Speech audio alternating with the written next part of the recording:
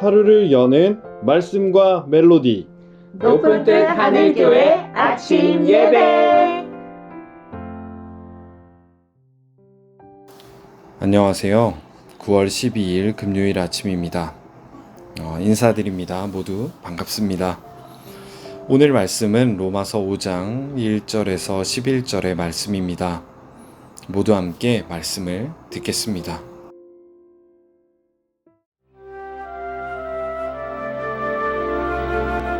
그러므로 우리가 믿음으로 의롭다 하심을 받았으니 우리 주 예수 그리스도로 말미암아 하나님과 화평을 누리자. 또한 그로 말미암아 우리가 믿음으로 서 있는 이 은혜에 들어감을 얻었으며 하나님의 영광을 바라고 즐거워하느니라. 다만 이뿐 아니라 우리가 환난 중에도 즐거워하나니 이는 환난은 인내를, 인내는 연단을, 연단은 소망을 이루는 줄 알미로다. 소망이 우리를 부끄럽게 하지 아니함은 우리에게 주신 성령으로 말미암아 하나님의 사랑이 우리 마음에 부은 바 됨이니 우리가 아직 연약할 때 기약대로 그리스도께서 경건하지 않은 자를 위하여 죽으셨도다. 의인을 위하여 죽는 자가 쉽지 않고 선인을 위하여 용감히 죽는 자가 혹 있거니와 우리가 아직 죄인 되었을 때 그리스도께서 우리를 위하여 죽으심으로 하나님께서 우리에 대한 자기의 사랑을 확증하셨느니라.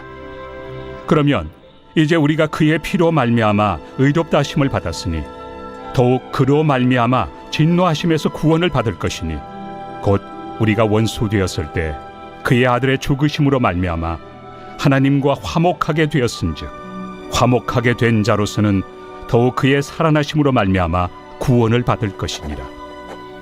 그뿐 아니라 이제 우리로 화목하게 하신 우리 주 예수 그리스도로 말미암아 하나님 안에서 또한 즐거워하느니라. 구약에 등장하는 5가지 제사 중 화목제라는 제사가 있습니다. 말 그대로 화목하게 하는 제사입니다. 누구와 화목해 하는 것일까요?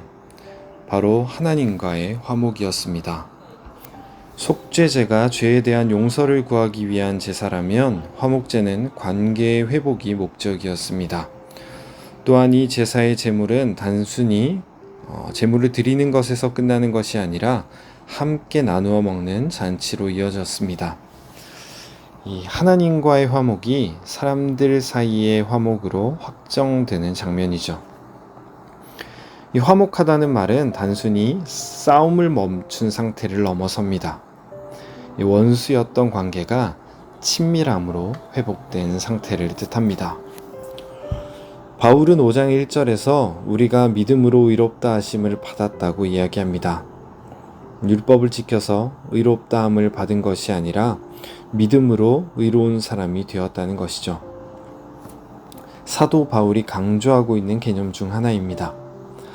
이렇게 의롭다 하심을 받은 사람은 하나님과 화평을 누리며 살아간다고 그는 말합니다. 이것이 가능한 이유는 예수 그리스도 때문입니다. 원래 우리는 죄로 인해서 하나님과 원수된 관계였는데 예수 그리스도께서 화목 제물이 되심으로 우리와 하나님 간의 관계를 화목하게 만드셨다는 것입니다. 그러니까 이것이 나의 행동이나 나의 신분이나 나의 능력과는 상관없는 일방적 사랑의 확증이라는 것에 은혜가 있습니다. 우리가 죄에서 벗어났을 때가 아닌 우리가 아직 죄인일 때, 의인도 선인도 아닐 때에 우리를 위해 죽으심으로 그 사랑을 보이셨고 그 예수 그리스도를 믿음으로 인해 우리는 구원을 받고 하나님과 화목을 누리게 되었다는 것이죠.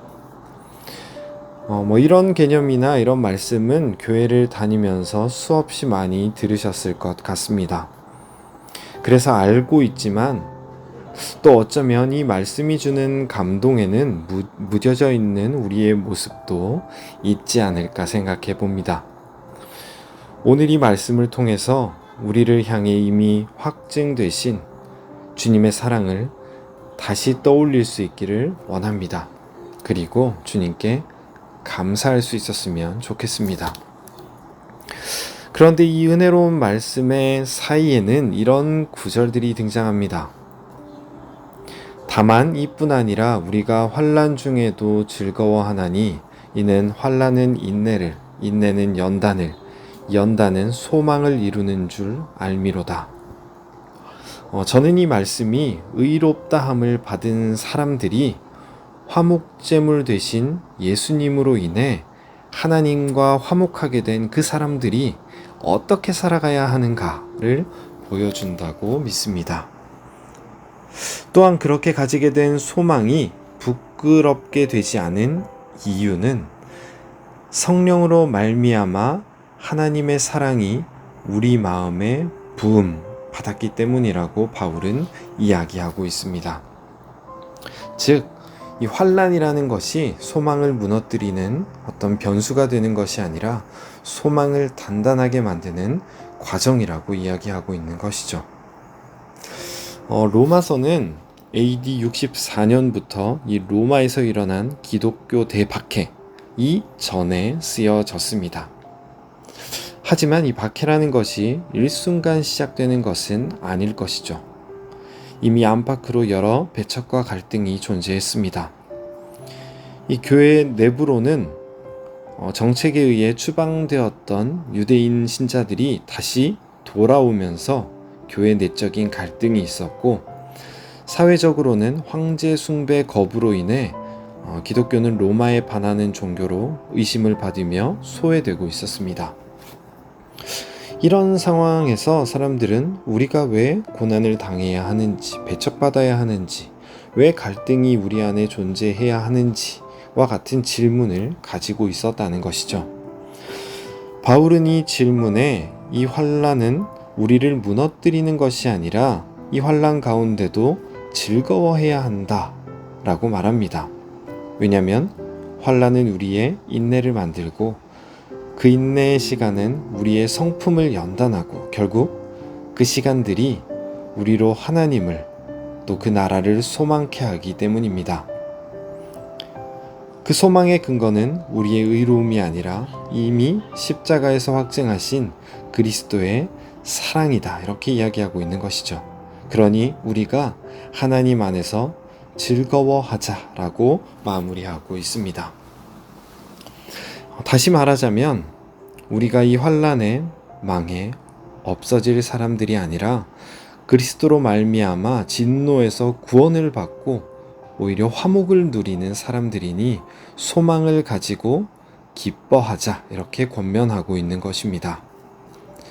이런 바울의 권면이 너무 사실 커서 와닿지 않을 수 있을 것 같습니다. 하지만 우리 삶에도 크고 작은 고난과 환난이 늘 다가옵니다. 내가 왜 이런 고난을 당해야 하나? 수없이 질문을 던질 때도 있을 것입니다. 하지만 여러분의 환난이 환난에서 끝나는 것이 아니라 예수님을 믿음으로 인해 새로운 소망을 품을 수 있는 시간이기를 원합니다. 가정으로, 직장으로, 관계로, 병으로, 힘든 성도님들의 삶에 이미 확증된 예수님의 사랑이 그 삶 깊이 다가올 수 있기를 이 시간 간절히 소망합니다. 기도하겠습니다. 사랑과 은혜의 하나님, 우리를 의롭다 불러주시고 그리스도로 우리를 화목케 하시니 감사합니다. 이러한 사랑을 우리 마음에 깊이 새기고 살며 다가오는 어려운 순간들을 소망으로 이겨나가게 하옵소서. 하나님과 화목케 된 우리가 그 화평함을 세상에 전하며 살아가게 하옵소서. 예수님의 이름으로 기도드립니다. 아멘.